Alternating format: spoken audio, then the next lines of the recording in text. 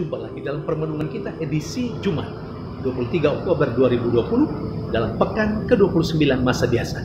Bacaan-bacaan liturgi yang kita gunakan hari ini, bacaan yang pertama dari surat Rasul Paulus kepada jemaat di Efesus bab 4 ayat 1 sampai dengan 6 dan bacaan Injil dari Injil Lukas bab 12 ayat 54 sampai 59. Yesus dalam bacaan Injil hari ini mengingatkan para muridnya dan semua orang yang mengikuti dia saat itu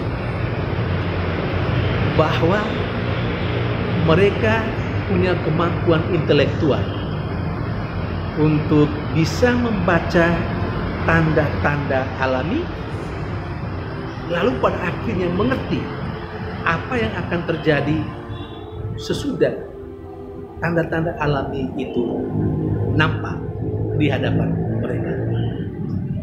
Kalau tandanya seperti ini, mereka tahu akan ada hujan. Kalau tanda seperti ini, mereka tahu akan terjadi musim kemarau dan lain-lain sebagainya. Nah, Yesus mau supaya kemampuan intelektual itu juga harus dipakai untuk bisa menangkap tanda-tanda zaman, untuk bisa membaca tanda-tanda zaman, lalu berupaya memahami apa kehendak Tuhan melalui tanda-tanda zaman itu. Kita beri contoh. Kalau saat ini hal yang paling krusial, hal yang sudah kita alami beberapa bulan lamanya, yakni pandemi COVID-19. Secara manusiawi, ini adalah tanda-tanda alami. Dan sebagai manusia menangkap apa artinya ini. Tapi Yesus mau supaya kita juga manusia menggunakan kemampuan intelektualnya untuk coba menangkap apa kehendak Tuhan melalui tanda alami ini, COVID-19. Adakah sesuatu yang Tuhan mau sampaikan melalui tanda pandemi COVID-19? Saudari dan saudara yang terkasih, Yesus menghendaki bahwa kemampuan intelektual tidak saja dipakai dan digunakan untuk mengerti hal-hal yang duniawi, tapi juga untuk mengerti kehendak Allah. Apa yang mesti dilakukan dalam kehidupan sehari-hari melalui tanda-tanda zaman yang terjadi itu. Sementara dalam bacaan yang pertama, Paulus menegaskan kepada jemaat di Efesus supaya mereka menyesuaikan hidupnya sepadan dengan panggilannya. Panggilan seorang Kristen adalah panggilan menuju kekudusan. Panggilan untuk membangun persaudaraan. Panggilan untuk menjadi rendah hati. Dan Paulus mengajar kita semua, termasuk jemaat di Efesus, untuk hidup sepadan dengan panggilan itu.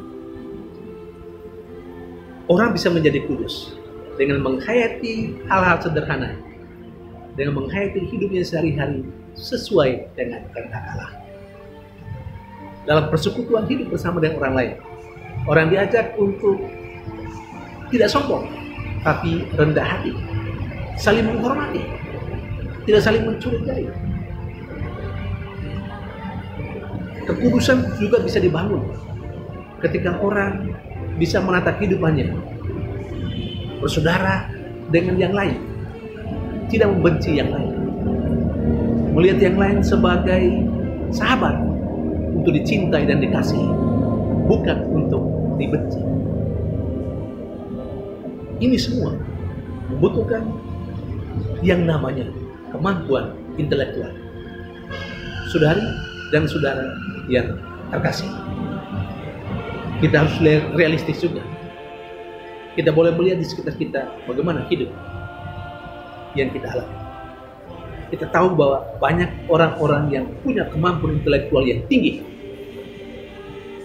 Tetapi pertanyaannya, apakah kemampuan intelektual yang tinggi itu digunakannya untuk sebuah kebaikan atau untuk menghancurkan kehidupan bersama?